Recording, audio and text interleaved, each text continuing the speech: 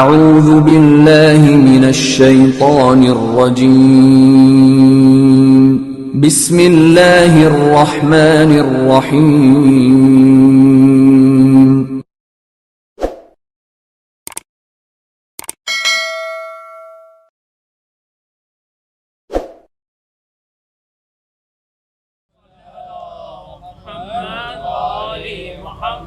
بهم نتولى ومن أعدائهم نتبرأ إلى الله ما بعد فقد قال الله تبارك وتعالى عز اسمه أعوذ بالله من الشيطان اللعين الرجيم بسم الله الرحمن الرحيم ومن أظلم ممن افترى على الله الكذب وهو يدعى إلى الإسلام والله لا يهدي القوم الظالمين يريدون ليطفئوا نور الله بأفواههم والله متم نوره ولو كره الكافرون هو الذي أرسل رسوله بالهدى ودين الحق ليظهره على الدين كله ولو كره المشركون صلوات پڑھیں محمد و آل محمد پر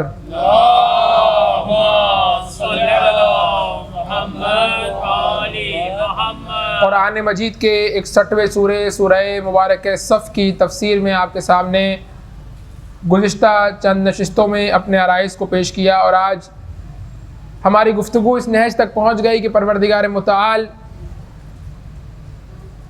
اس بات کو بیان کر چکا کہ ایسی باتیں کہتے کیوں ہوں کہ جس پر عمل نہیں کرتے، اور اس کے بعد پروردگار نے بتایا کہ میں محبت کن لوگوں سے کرتا ہوں، ان لوگوں سے محبت کرتا ہوں جو ایمان لے کر کے آئے، جو اللہ کے راستے میں قربانی دینے کے لیے تیار ہوتے ہیں، اور اللہ کے راستے میں اس طرح سے استحکام کے ساتھ، مضبوطی کے ساتھ کھڑے ہو جاتے ہیں کہ انہم بنیان مرصوص، جیسے وہ سیسا پلائی ہوئی دیوار ہوں۔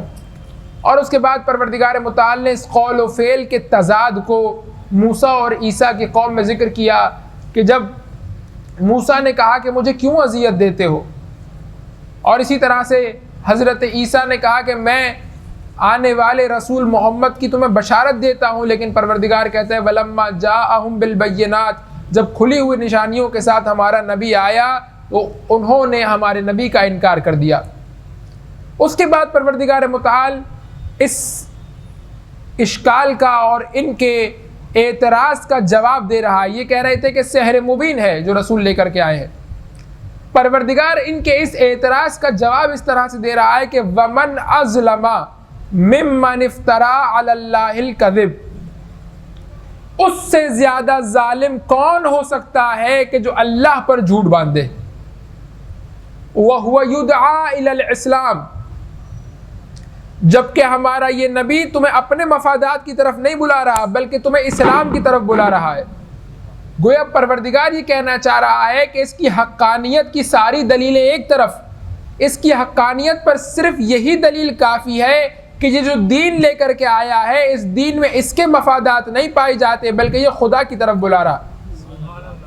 جب بھی کوئی آتا ہے اور اگر وہ چیز اس کی اپنی طرف سے ہوتی ہے تو اس میں اپنے مفادات کا خیال رکھتا ہے، اپنے مفادات کو حفظ کرتا ہے، لیکن پروردگار کہہ رہا ہے وَهُوَ يُدْعَى إِلَى الْإِسْلَامِ، یہ تمہیں اپنی طرف بلا ہی نہیں رہا، یہ تمہیں خدا کی طرف بلا رہا ہے۔ اس کا خدا کی طرف بلانا اس بات پر سب سے بڑی دلیل ہے۔ صلوات پڑھیں محمد و آل محمد پر۔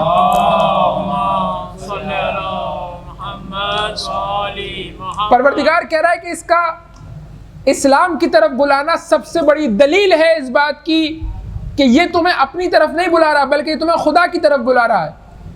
یہ نہیں کہہ رہا کہ میری خاطر لڑو، یہ کہہ رہا ہے خدا کی خاطر لڑو۔ جب لڑائی کا موقع آتا ہے تو ایسا نہیں ہے کہ یہ پیچھے بیٹھ جاتا ہے اور تمہیں آگے بھیج دیتا ہے، نہیں، بلکہ یہ بھی شانہ بشانہ تمہارے ساتھ کھڑا رہتا ہے۔ جس طرح تم اپنی جان کو خطرے میں ڈالتے ہو اسی طرح یہ بھی اپنی جان کو خطرے میں ڈالتا ہے۔ جس طرح تم اپنا مال قربان کرتے ہو یہ بھی اپنا مال قربان کرتا ہے۔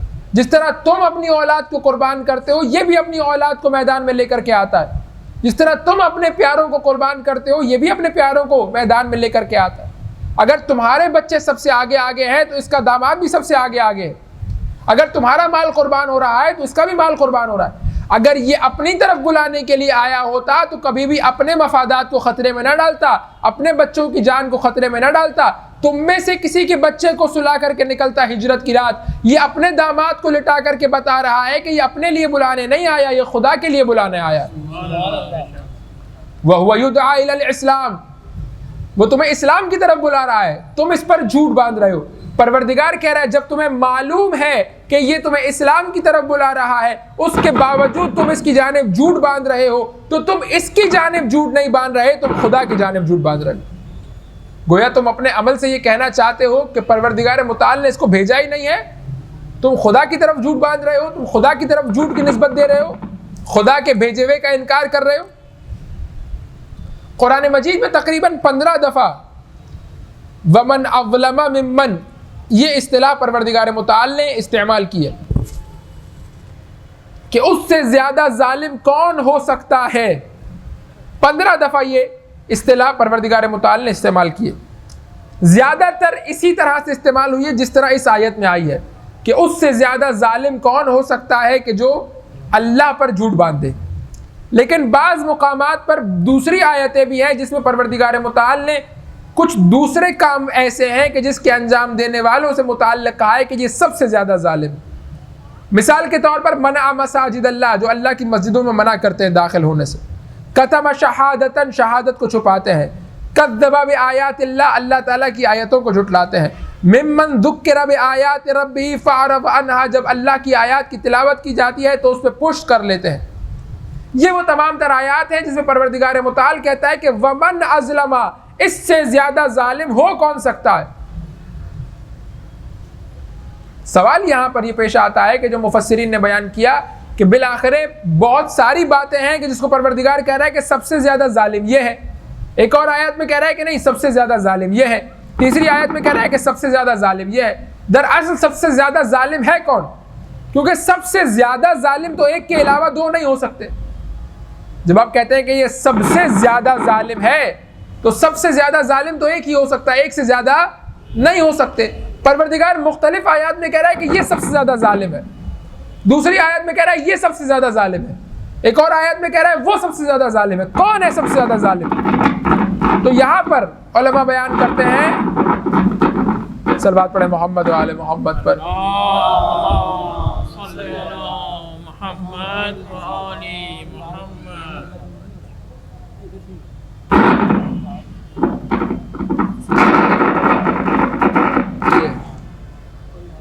ہلو ہلو ہلو، بند ہو گیا۔ بر محمد و آل محمد صلوات اللہ صلی اللہ محمد۔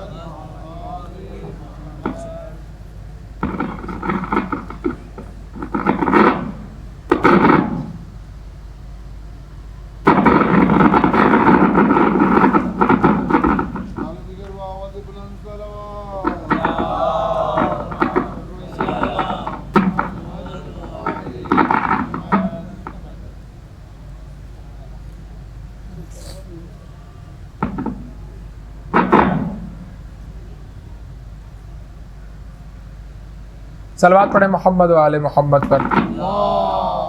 صلی علی محمد۔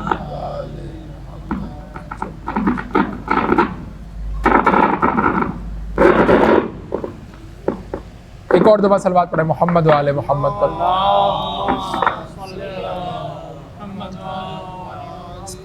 بس سوال یہاں پر یہ ہے کہ سب سے زیادہ ظالم ہے کون؟ پروردگار کہہ رہا ہے کہ وہ سب سے زیادہ ظالم ہے، دوسری آیت میں کہہ رہا ہے وہ سب سے زیادہ ظالم ہے۔ آخر سب سے زیادہ ظالم کون ہے؟ یہاں پر مفسرین نے کہا کہ ان تمام تر آیتوں کو آپ ایک ساتھ رکھیے اور دیکھیے کہ وہ کون سی خصوصیت ہے جو ان سب میں پائی جاتی ہے۔ وہ جو خصوصیت ہے وہ پروردگار متعال کو اتنی ناپسند ہے کہ پروردگار کہہ رہا ہے کہ سب سے زیادہ ظالم وہ ہے کہ جس میں یہ خصوصیت پائی جاتی ہو۔ اور وہ خصوصیت کیا ہے؟ مفسرین نے کہا کہ اب تمام تر آیات کو اگر ایک جگہ ملا کر کے دیکھیں تو آپ کو سمجھ میں آئے گا کہ سب سے وہ خصوصیت جو پروردگار متعال کو سخت ناپسند ہے اور پروردگار کہتا ہے اس سے زیادہ ظالم میں نے نہیں دیکھا، وہ کون ہے؟ وہ کہ جو جانتے بوجھتے، جہالت کی وجہ سے نہیں، غلطی کی وجہ سے نہیں، نفس کے دھوکے میں آ کر کے نہیں، جانتے بوجھتے ہوئے، وہ کہ جو جانتے بوجھتے ہوئے اللہ کے راستے پر نہ چلے، اور نہ صرف یہ کہ خود نہ چلے بلکہ دوسروں کو بھی چلنے سے روکے۔ پروردگار کہہ رہا ہے کہ یہ ہماری نظر میں ظالم ترین ہے۔ ومن اظلم، اس سے زیادہ ظالم ہو کون سکتا ہے؟ اس کے بعد اگلا سوال یہ پیش آتا ہے کہ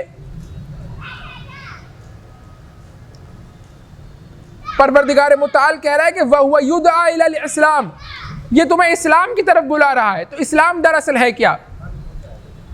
یہاں پر ایک روایت ہے محمد ابن مسلم سے کہ جو بہت ہی عظیم الشان راوی ہے، وہ روایت کرتے ہیں اور روایت ہے فرماتے ہیں کہ صلوات پڑھیں محمد و آل محمد پر. اللہم صلی علی محمد و آل محمد. فرماتے ہیں کہ یا امام باقر نے یا امام صادق نے ارشاد فرمایا الایمان اقرار و عمل. ایمان اور اسلام میں کیا فرق ہے؟ یہ رسول تمہیں اسلام کی طرف بلا رہا ہے. جب تم اسلام کے دائرے میں آ جاؤ گے تو پھر ایمان کے مرحلوں کو طے کرتے ہوئے آگے بڑھو گے. ایمان اسلام سے لے کر کے اور عصمت تک کے مراحل کا نام ہے. صلوات پڑھیں محمد و آل محمد. اللہم صلی علی محمد و آل محمد. ہلو ہلو، ضرورت نہیں، بغیر اس کے میرا خیال ہے کافی. ہلو ہلو، اس کو ہٹا ہی نہیں، ضرورت نہیں. صلوات پڑھیں محمد و آل محمد پر.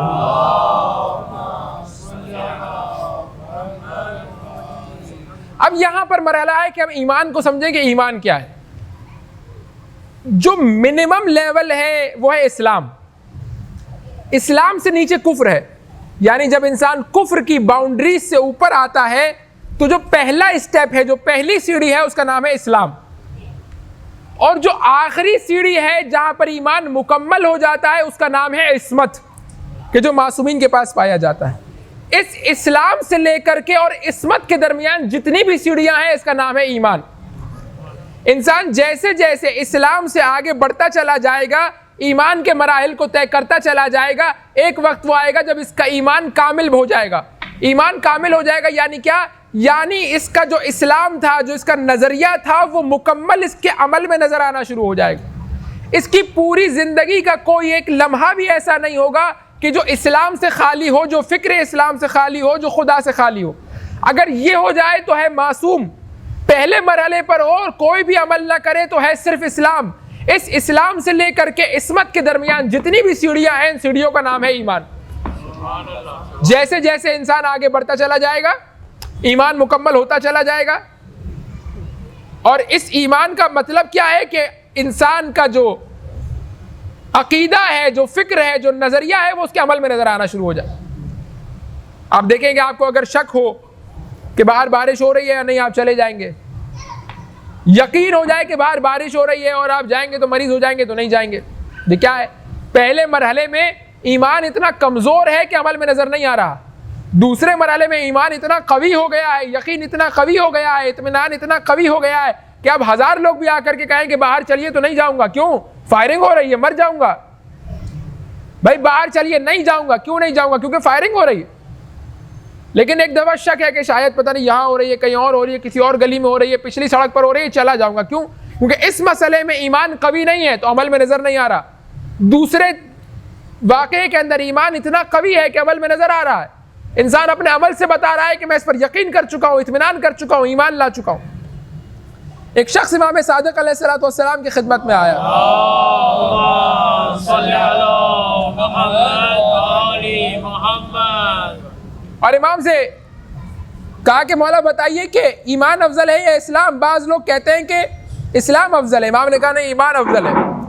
پھر امام نے کہا کہ ایمان اور اسلام کی مثال کیسی ہے؟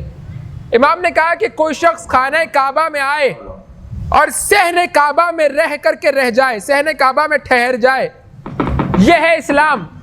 اور اگر اپنے آپ کو صحن کعبہ سے گزار کر خانہ کعبہ تک پہنچائے تو یہ ہے ایمان.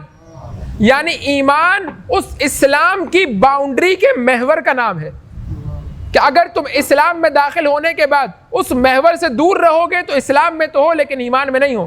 لیکن جتنا جتنا اس محور سے، اس سینٹر سے قریب ہوتے چلے جاؤ گے، اتنا با ایمان ہوتے چلے جاؤ گے. اور ایک موقع وہ آ جائے گا جب اگر تم اس ایمان پر مکمل طریقے سے عمل کرنا شروع کر دو گے تو تم عصمت کے مرحلے پر فائز، کہ جو صرف اور صرف چہاردہ ذوات مقدسہ کے لیے قابل تصور ہے. اس کے بعد پروردگار فرماتا ہے کہ یریدون، یہ چاہتے کیا ہیں؟ یا اللہ کے دشمن یہ سحر مبین کہہ کر کے، کبھی مجنون کہہ کے، کبھی ساحر کہہ کے، کبھی اوجڑی رکھ کے، کبھی پتھر مار کے، یہ چاہتے کیا ہیں؟ کہ یریدون، ان کی مستقل کوشش یہ ہے، لیطفئوا، کہ یہ مٹا کر کے رکھ دیں، بجھا کر کے رکھ دیں، نور اللہ، اللہ کے نور کو اپنی پھونکوں کے ذریعے سے۔ یہاں پر مفسرین بیان کرتے ہیں کہ قرآن مجید کی وہ آیات کی جس نے بہت مختصر سے جملے میں بہت زیادہ بات کو بیان کیا ہے، ان آیات میں سے ایک آیت یہ ہے کہ پروردگار نے اپنے دین کی جاہ و جلالت کو ایک لفظ کے ذریعے سے بیان کیا ہے، وہ ہے نور اللہ، اور اپنے دشمن کی پستی کو اور اپنے دشمن کے قدرت مند نہ ہونے کو اور اپنے دشمن کے ضعیف ہونے کو ایک لفظ سے بیان کیا ہے کہ یہ پھونکوں سے بجھانا چاہتا ہے۔ جس طرح پھونک سے انسان کسی ایسی شے کو بجھانا چاہتا ہے کہ جو کمزور ہوتی ہے، شمع کی کوئی حیثیت نہیں ہے، موم بتی کی کوئی حیثیت نہیں ہے، انسان اپنی پھونک سے بجھانا چاہتا ہے۔ کوئی سورج کو اپنی پھونک سے نہیں بجھانا چاہتا، کہ ہمارا دشمن اتنا گرا ہوا ہے کہ پھونکوں سے کس چیز کو بجھانا چاہتا ہے؟ نور خدا کو بجھانا چاہتا ہے۔ پروردگار کہتا ہے واللہ متم نورہ، یہ حسرت دل میں لے کر کے چلے جائیں گے، پروردگار اپنے نور کو مکمل کر کے رہے گا، ولو کرہ الکافرون، گرچہ یہ بات کافروں کو ناگوار ہی کیوں نہ گزرے۔ یہاں پر قرآن مجید میں یہ آیت، اب آپ دیکھیں یریدون اور یطفئوا دونوں مضارع کے صیغے۔ مضارع کے صیغے کیا ہوتا ہے؟ مضارع کے صیغے ہم جس کو کہتے ہیں پریزنٹ کنٹینیوس ٹینس، یعنی ہمیشہ کوشش کرتے رہتے ہیں کہ ہمیشہ بجھا دیں، لیکن پروردگار کہہ رہا ہے یہ قیامت تک بھی کوشش کرتے رہیں تو یہ نور خدا کو نہیں بجھا پائیں گے۔ واللہ متم نورہ، کیونکہ پروردگار کہہ رہا ہے کہ یہ نور سے صرف نور نہ سمجھو، یہ اللہ کا نور ہے، اور جو اللہ سے منسوب ہو جاتا ہے تم سب جمع بھی ہو جاؤ تو اس کو نقصان نہیں پہنچا سکتے۔ یہاں پر یہ آیت دو طرح سے استعمال ہوئی ہے، لیطفئوا نور اللہ، ان یطفئوا نور اللہ۔ سورہ مبارکہ توبہ کے اندر ان یطفئوا نور اللہ، سورہ مبارکہ صف کے اندر لیطفئوا نور اللہ۔ فرق کیا ہے دونوں میں؟ کہ لیطفئوا یعنی ڈائریکٹ نور خدا کو بجھانے کی کوشش نہیں کرتے، ایسا کام کرتے ہیں کہ جس سے نور خدا بجھ جائے، اور ان یطفئوا نور اللہ یعنی ڈائریکٹلی نور خدا کو بجھانے کی کوشش کرتے۔ یہاں پر سوال یہ ہے کہ نور خدا کو بجھانے کی کوشش کیوں کرتے ہیں؟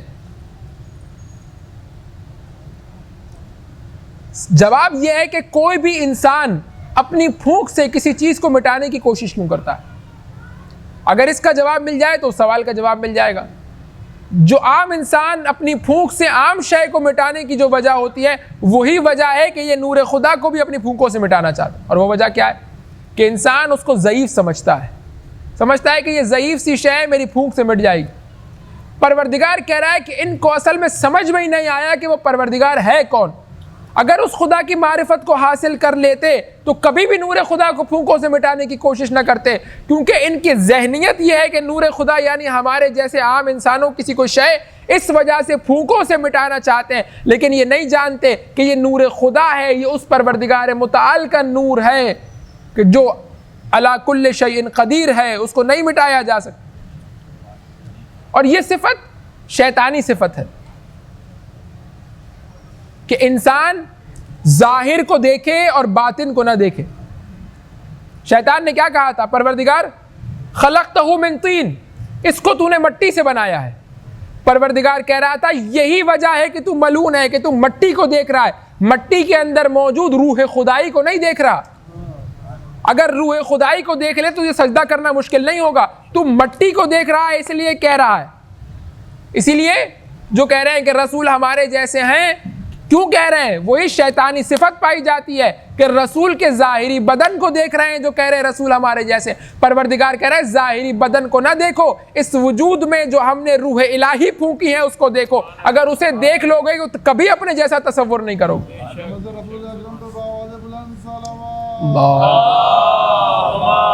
صلی اللہ محمد وآلِ محمد۔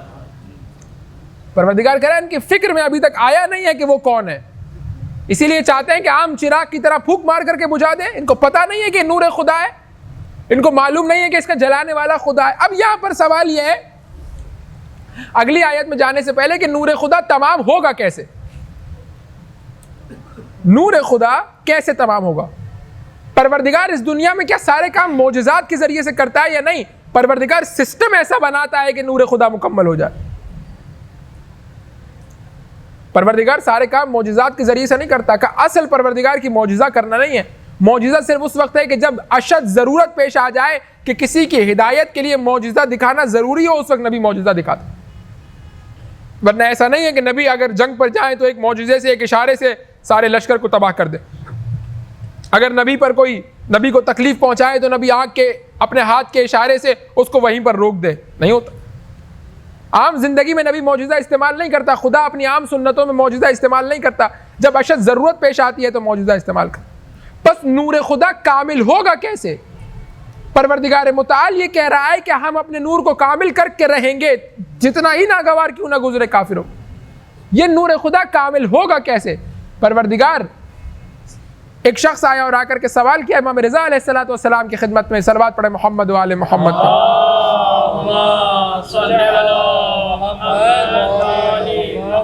کہ مولا یہ بتائیے کہ نور خدا پروردگار کامل کرے گا, نور خدا ہے کیا؟ لِيُطْفِعُ نُورَ اللَّهِ بِأَفْوَاهِهِمْ. امام نے فرمایا یریدون لِيُطْفِعُ وِلَایَتَ امیر المومنین بِأَفْوَاهِهِمْ.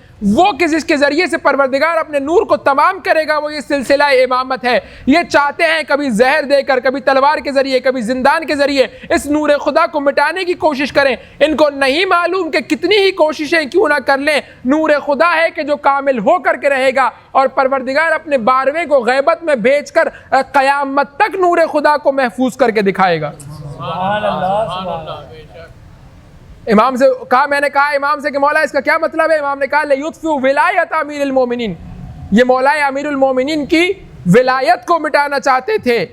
پھر کہا میں نے سوال کیا وَاللَّهُ مُتِمُّ نُورِهِ یعنی کیا؟ کہا امام نے جواب دیا کہ یہ چاہتے تھے کہ ولایت کو اور امامت کے نور کو اپنے پھونکوں سے مٹا دے. پروردگار کہہ رہا ہے ہم امامت کو کامل کر کے رہیں گے. اور پھر اس کے بعد کہتا ہے کہ میں نے مولا سے پوچھا کہ اس آیت کا کیا مطلب ہے کہ هو الذی ارسل رسولہ بالہدی ودین الحق. کا اس کا مطلب یہ ہے کہ پروردگار نے رسول کو امامت کے نور کے ساتھ بھیجا ہے, امامت کا پیغام لے کر کے بھیجا ہے, اپنے وسیع کی ولایت کا پیغام لے کر کے بھیجا ہے. کا اس کا کیا مطلب ہے کہ یظہرہ علی الدین کلہ. کا اس کا مطلب یہ ہے کہ پروردگار اپنے امامت کے نور کو محفوظ کرے گا, اور ایک وقت وہ آئے گا جب پروردگار اس کو اس طرح سے ظاہر کرے گا کہ پھر دنیا کی ساری روشنیاں اس کے سامنے ماند پڑ جائیں گی. صرف وہ قائم آل محمد کا نور ہے کہ جو سارے عالم کو اپنے گھیرے میں لے لے گا.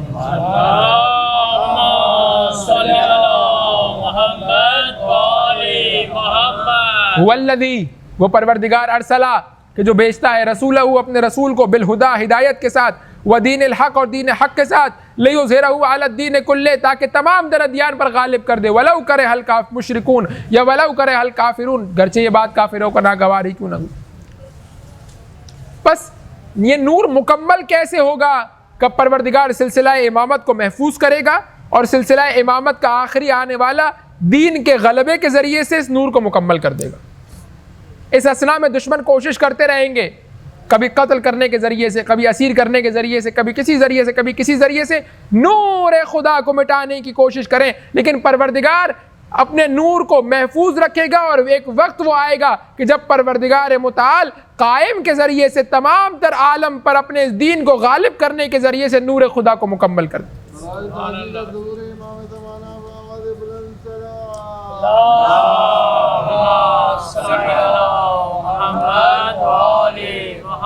بس یہاں پر دین کا استحکام بیان ہو رہا ہے. پروردگار کہہ رہا ہے اس دین میں کچھ خصوصیتیں ہیں جن خصوصیتوں کی وجہ سے یہ دین غالب ہوگا.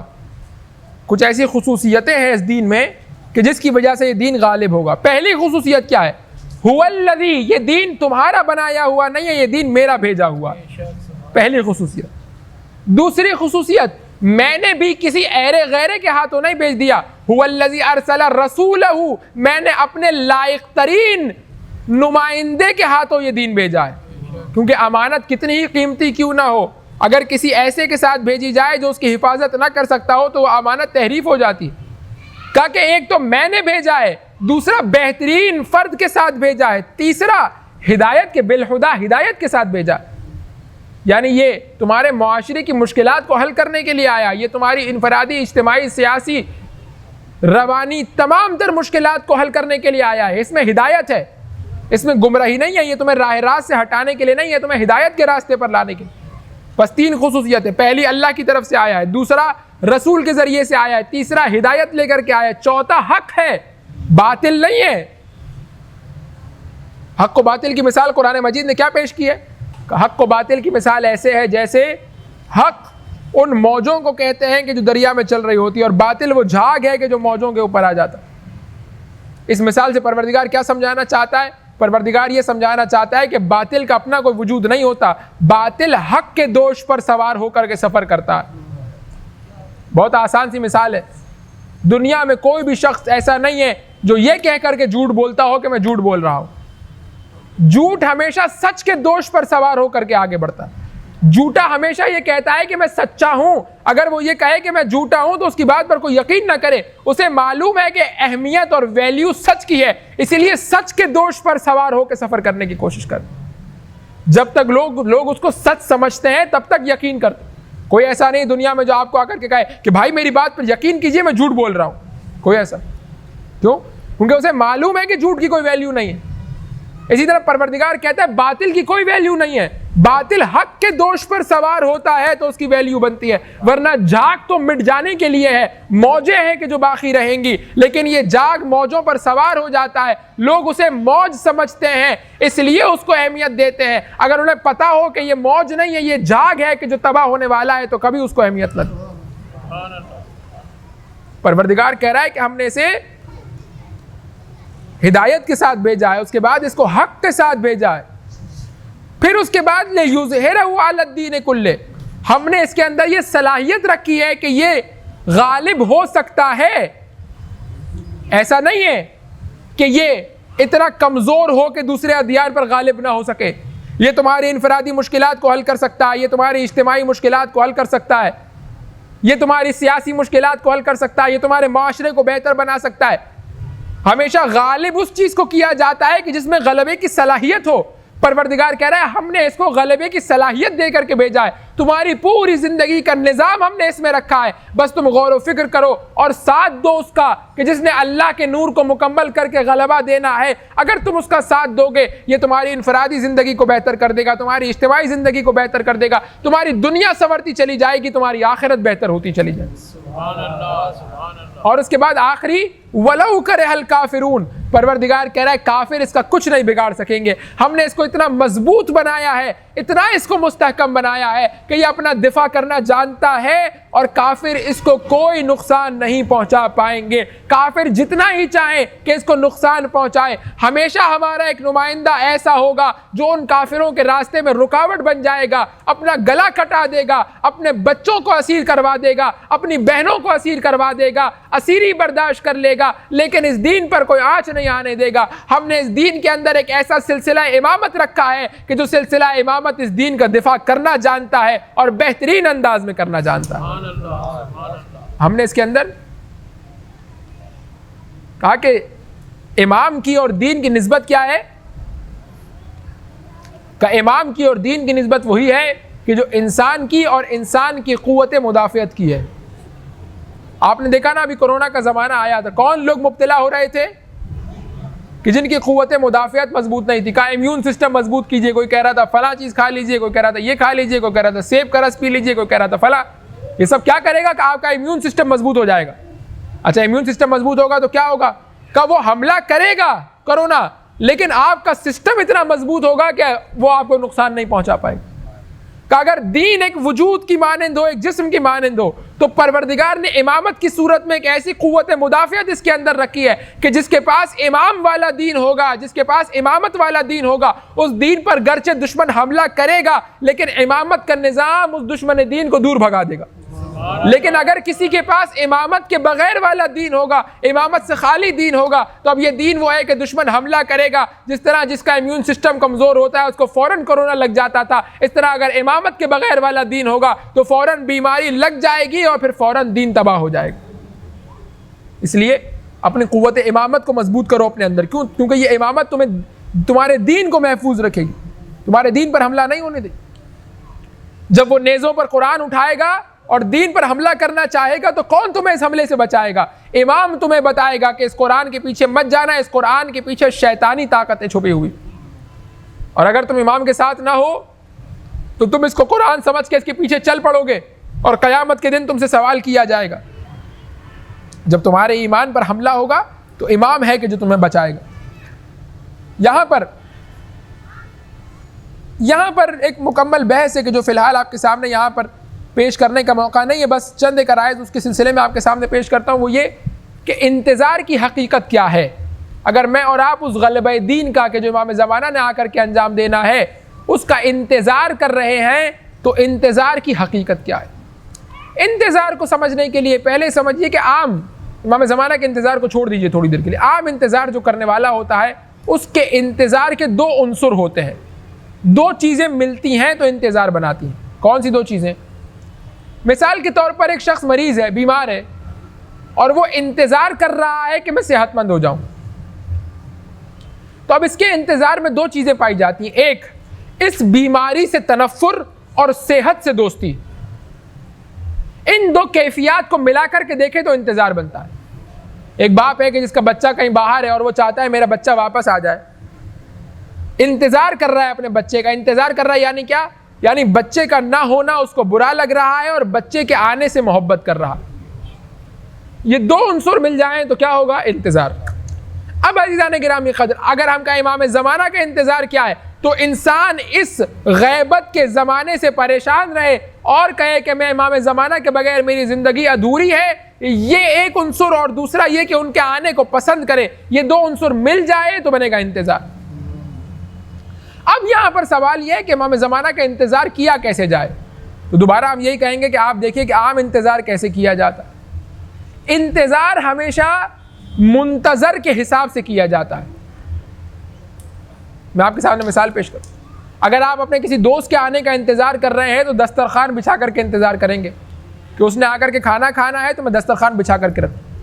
لیکن ایک کسان ہے کہ جو فصل کے اگنے کا انتظار کر رہا ہے، وہ بیلچے تیار کرے گا، کٹائی کا سامان تیار کرے گا، اس کے ذریعے سے انتظار کرے گا. بس انتظار ہمیشہ دیکھا جاتا ہے کس چیز کا انتظار کیا جا رہا ہے. جس چیز کا انتظار کیا جا رہا ہے اس کی تیاری کو انتظار کہا جاتا ہے. اگر آپ کسی اور چیز کا انتظار کر رہے ہو اور تیاری کسی اور چیز کی کر رہے ہو، آنے والا ہو دوست اور تیار کر رہے ہو بیلچہ، تو کہیں گے کہ یہ انتظار حقیقی انتظار نہیں ہے. کیوں؟ کیونکہ دوست کا انتظار دسترخوان بچھا کر کے ہوتا ہے، بیلچہ اٹھا کر کے نہیں ہوتا. اور فصل کا انتظار بیلچہ اٹھا کر کے ہوتا ہے، دسترخوان بچھا کر کے نہیں ہوتا. بس ہر انتظار منتظر کے حساب سے دیکھا جائے گا. آنے والے نے آ کر کے کیا کرنا ہے، جو آنے والے نے آ کر کے کرنا ہے اس کی تیاری کا نام انتظار ہے. تو اب جو امام زمانہ کا انتظار کر رہا ہے اور یہ آیت پڑھ رہا ہے کہ وہ جب آئیں گے تو وَيُظْهِرُهُ عَلَى الدِّينِ كُلِّهِ، دین کو تمام طرح دیان پر غالب کر دیں گے. تو اگر اس سے سوال کیا جائے کہ انتظار کس طرح سے کرو گے تو کہا انہوں نے آ کر کے دین کو غلبہ عطا کرنا ہے، پس میں غلبہ دین کے لیے تیاری کروں گا. اس غلبہ دین کی تیاری کا نام انتظار ہے. جو انہوں نے آ کر کے کرنا ہے اس کی تیاری کا نام انتظار ہے. بس اگر یہ انتظار ہو جائے، پھر یہاں پر علماء نے انتظار کے مراحل کو بیان کیا ہے کہ انتظار کا پہلا مرحلہ خود سازی ہے کہ انسان اپنے آپ کو بنائے، پھر معاشرہ سازی ہے کہ معاشرے کے ایک خاص طبقے کو زمانے کے امام کے ظہور کے لیے آمادہ کرے، اور تیسرا مرحلہ یہ ہے کہ اس طبقے کی حفاظت کرے، اس کو یہاں وہاں نہ ہونے دے. ایک دفعہ جب جمع کر لیا، اس کو آمادہ کر لیا، قوی کر لیا، تو اب اس کو دوبارہ ضعیف نہ ہونے دے، اس کو پراکندہ نہ ہونے دے. بس پہلے خود کو قوی کرے، پھر اپنے اطراف والوں کو قوی کرے، ایک امام زمانہ کے نصرت کے لیے ایک گروہ تیار کرے، اور پھر اس گروہ کی حفاظت کرے. یہ تین مرحلے ہیں کہ جو علماء نے بیان کیے ہیں، کہ جس کی تفصیل اپنے مقام پر ہے، کہ جس کو فی الحال آپ کے سامنے بیان کرنے کا موقع نہیں ہے. ہمارا وقت ختم ہو گیا ہے. تقریباً سورہ مبارکہ صف کی 6-7 آیتیں آپ کے سامنے بیان کر دی گئیں. 14 آیات پر مشتمل سورہ تھا، مکمل ہم نہیں کر سکے. انشاءاللہ کسی اور موقع پر اس سورہ کو آپ کے سامنے مکمل کرنے کی کوشش کریں گے. پروردگار سے دعا کرتے ہیں، پروردگار نور قرآن و اہل بیت سے ہماری زندگیوں کو منور فرما، نور قرآن و اہل بیت سے ہماری قبر کو منور فرما، نور قرآن و اہل بیت سے قیامت کے دن ہمارے وجود کو منور فرما. دنیا میں اہل بیت کا راستہ، قیامت میں اہل بیت کی شفاعت نصیب فرما. پروردگار جو عبادتیں ہم نے انجام دی ہیں اسے بے اثر وجہ اپنی بارگاہ میں قبول فرما. آئندہ آنے والے دنوں میں بہترین عبادت کے ذریعے سے تجھے راضی کرنے کی توفیق عطا فرما، شب قدر کو درک کرنے کی، اس سے بھرپور استفادہ کرنے کی توفیق عطا فرما۔ بار الہ تجھے واسطہ محمد و آل محمد کا محبت اہل بیت، محبت قرآن کو ہماری آئندہ آنے والی نسلوں میں قائم و دائم فرما۔ پروردگار تجھے واسطہ محمد و آل محمد کا ہمیں اپنے بچوں کی صحیح دینی اسلامی مہذبی تربیت کرنے کی توفیق عطا فرما۔ دشمنان اسلام جس بھی روپ میں ہوں ان کو نیست و نابود فرما، اسلام و مسلمین کی مدد کرنے والوں کی مدد و نصرت فرما، مجاہدین اسلام کو فتح و نصرت عطا فرما، علماء کرام مراجین نظام مقام معظم رہبری کا سایہ دراز فرما۔ پروردگار تجھے واسطہ محمد و آل محمد کا اپنی آخری حجت کے ظہور میں تعجیل فرما، ان کے صدقے سے ہماری مشکلات کو آسان فرما، ہم سب کو ان کے اعوان و انصار و محبین و منتظرین میں سے قرار دے برحمتک یا ارحم الراحمین۔